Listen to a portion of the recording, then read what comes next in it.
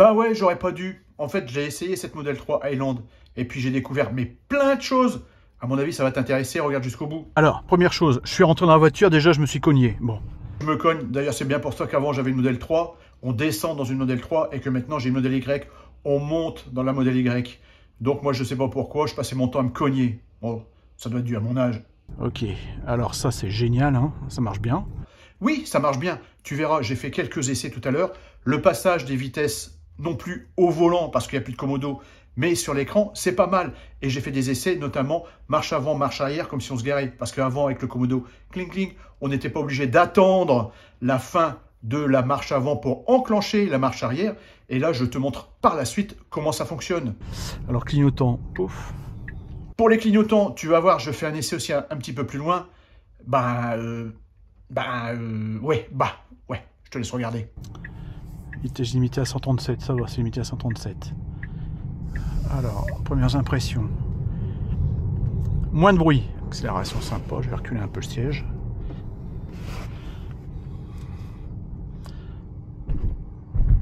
Bon, les suspensions, rien à voir, hein, c'est beaucoup mieux. Hein. Alors là, il n'y a pas photo. Hein. Génial les suspensions. Ça change tout. Ah ouais, c'est plus moelleux, c'est plus doux, c'est... Ouais non, franchement, nickel. Je vais réduire la vidéo parce qu'elle dure 20 minutes. Je vais pas te faire supporter ça pendant 20 minutes. Mais alors, le bruit, le non-bruit surtout à l'intérieur du véhicule, franchement, rien à voir par rapport au modèle d'avant, le modèle 3, et même par rapport au modèle Y actuel. Vraiment, c'est beaucoup plus feutré, c'est beaucoup plus... Enfin, c'est mieux, hein, voilà, on entend beaucoup moins l'extérieur. Au niveau des suspensions, alors là aussi, mais rien à voir, rien à voir. D'ailleurs, j'ai vu un article, ils ont repensé complètement les suspensions de la Model 3 Highland. Donc vraiment, là, on est dans un vrai véhicule, quoi. Vraiment, un vrai véhicule, presque à la française, quoi. Vraiment, il faut l'essayer, super. Et puis, troisièmement, au niveau des finitions, bon, là aussi, on est monté en gamme, quoi. On peut dire qu'on est monté en gamme. C'est vraiment top, top, top, top. La direction, bien. C'est plus cossu, la ligne bleue des Vosges, là. Super. Accélération. Bon, nickel. Moins de bruit, j'ai dit. Meilleure suspension, je l'ai dit. La direction, je la trouve plus souple. Alors là, il y a un petit point bleu. Bon, ça doit être les dernières mises à jour, ça. Voilà. L'essuie-glace qui se met en route tout seul alors qu'il pleut pas. Je vois que ça change rien. Bah ouais, les essuie-glaces qui se mettent en route inopinément, comme ça, alors qu'il y a du soleil, il pleut pas et rien du tout. Et encore une fois, même dans la Model Highland, bah, ça se déclenche tout seul. Et le pire, enfin je sais pas, j'ai pas mis l'autopilote, mais moi régulièrement sur la mienne, je pense que pour toi c'est pareil. Bah tiens, dis-le moi en commentaire.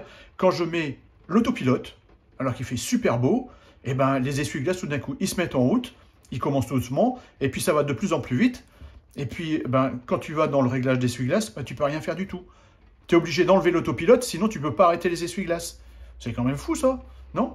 Je pense que ça t'arrive aussi. Et il y a des moments, même c'est le contraire. Et quand il pleut, et ben tout d'un coup, ben il n'y a rien. Il n'y a pas de tout d'un coup. Les essuie-glaces ne se mettent pas en route. Donc, j'ai pas pu tester ça sur la Model 3 Highland parce que j'habite dans le Nord. Et dans le Nord, comme tu peux le voir, il fait toujours beau. Mais toi, si tu as une Model 3 Highland, est-ce que tu peux nous dire si ces problèmes-là existent toujours? Je te remercie d'avance pour les commentaires. Hein. Oh non, non, non, non, non, non, non, non, non, rien à voir, la suspension. Superbe, super, super. Non, non, non, non, non, rien à voir la suspension. J'aurais dû dire oui, oui, oui, oui, rien à voir la suspension. Génial. Bon, là maintenant, je suis à la recherche d'un rond-point. Parce que des ronds-points en France, il y en a partout, mais quand on a besoin d'un, ben, t'en trouves pas. Mais bon, j'en ai trouvé. Tournez là, hop. On va quand même essayer d'aller trouver un rond-point. Clignoteur. Hop.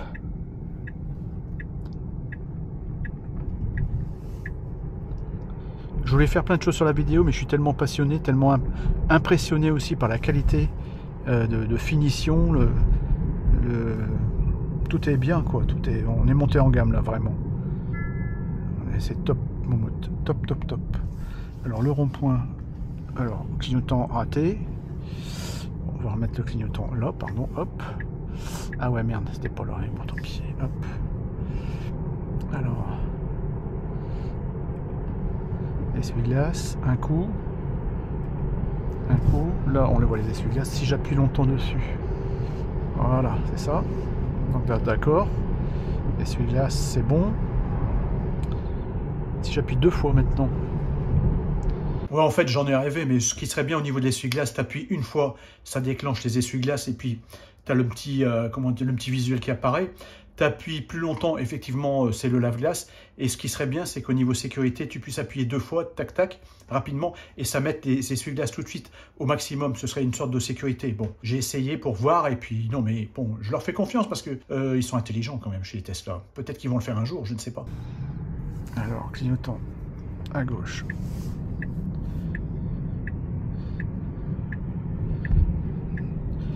À gauche, à gauche. Là, il faut le prendre. Et mettre là maintenant à droite. Voilà, bon, à mon avis, c'est un coup à prendre. Alors ouais, c'est un coup à prendre. Je t'avouerai qu'au début, bon, j'étais tellement excité à l'idée de conduire cette nouvelle Model 3 Highland et avec toutes les qualités que j'ai découvertes, que j'étais un peu absorbé par tout ça et pas forcément assez concentré sur les clignotants. Mais au bout de quelques vingtaines de ronds-points, eh ben écoute, ça vient tout facilement, ça vient, je veux dire, naturellement. Donc, le fait d'avoir le pouce à gauche pour le clignotant droit ou gauche, c'est bon. Au bout d'un certain temps, ça vient, il y a pas de souci. Et puis, bon, la petite barre au milieu entre le clignotant du haut et le clignotant du bas pour celui qui est de droite et gauche, la petite barre du milieu sert à arrêter le clignotant. Parce que de temps en temps, tu n'as pas un virage assez prononcé pour que ça se remette à zéro. Mais c'est pas mal, je trouve que on s'y fait, voilà, on s'y fait. Je vais aller là pour faire un petit peu faire quelques manœuvres de marche arrière. Voilà. Alors, maintenant, on va aborder le sujet que j'ai évoqué en début de vidéo. Je te laisse regarder. Alors, ici par exemple, je vais me mettre à droite, d'accord? Et avant d'arrêter la voiture, je me dis tiens, je vais mettre tout de suite, hop, hop, et puis touc. Voilà, la marche. Voilà, on va faire ça. On va faire ça. On va faire ça.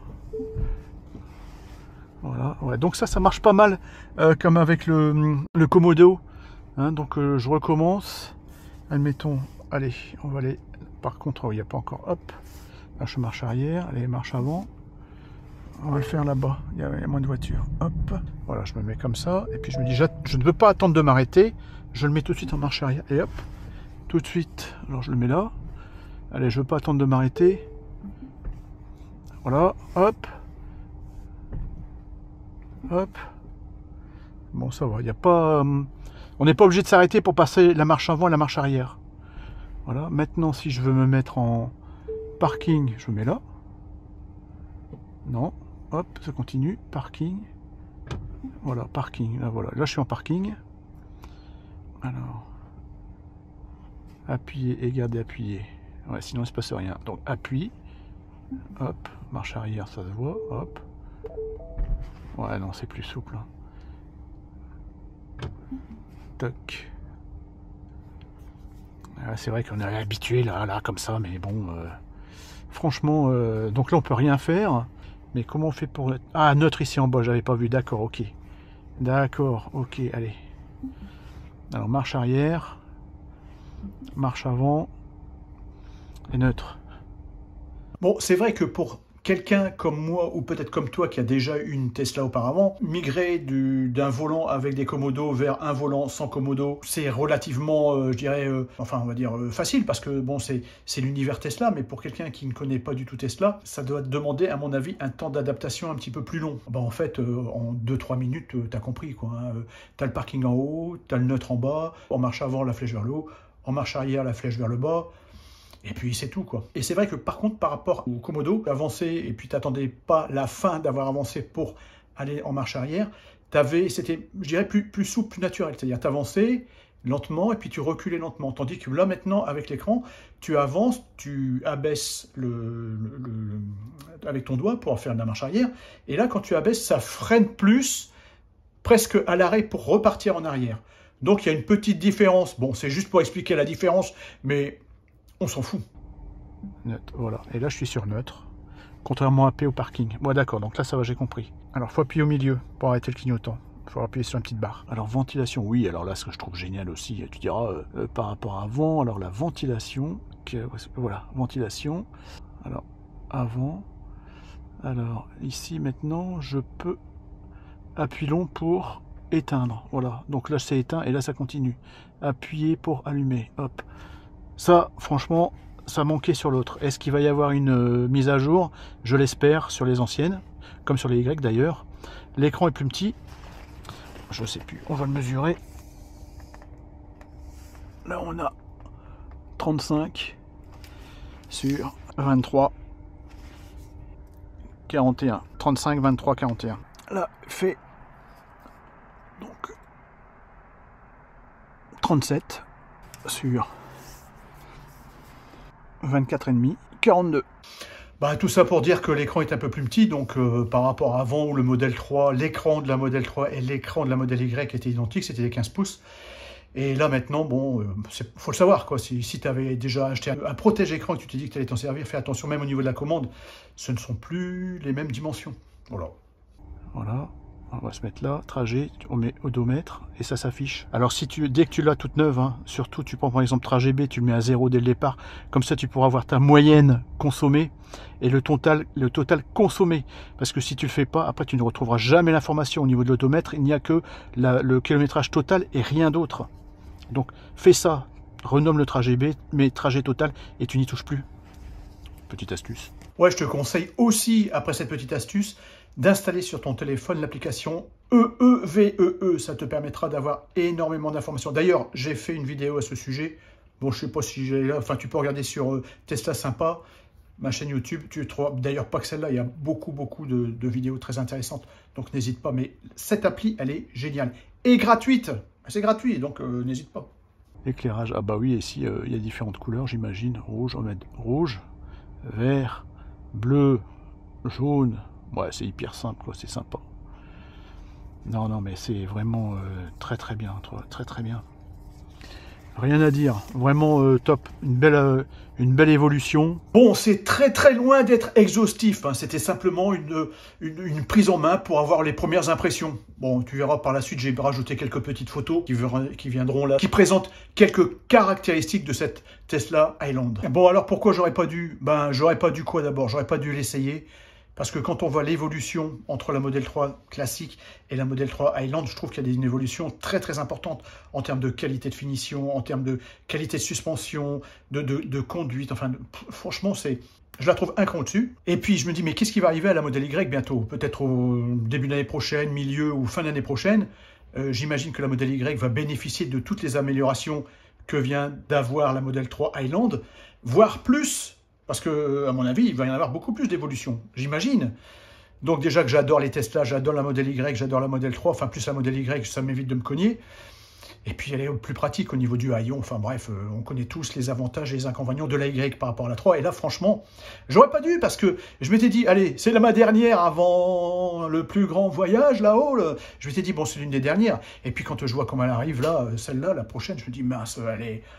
je me dis extra quoi. Bon, alors tu as réceptionné peut-être la modèle 3, la Highland, tu avais peut-être celle d'avant, peut-être que toi tu as ressenti des choses un peu différentes, n'hésite pas à le dire en commentaire. Et bon, moi j'aurais pas dû l'essayer. Ben, c'est pas comme la vidéo celle-là là, où j'ai fait énormément de vues, où je dis que ma Tesla, je n'en veux plus. Et j'ai dit ma Tesla, j'ai pas dit les Tesla que j'en voulais plus. Donc je vais confirmer ce que j'ai dit dans cette vidéo. Cette Tesla là, celle que j'ai la Y, je n'en veux plus. Je vais la garder, je vais pas l'acheter. Mais je n'en veux plus, c'est une façon de parler, je n'en veux plus pour la prochaine Tesla Y qui sera à l'image de la modèle Highland, elle sera super quoi. Donc vraiment j'adore. Et donc il faut, enfin moi j'hésite, enfin déjà avant, enfin tu vois ce que je veux dire. En résumé.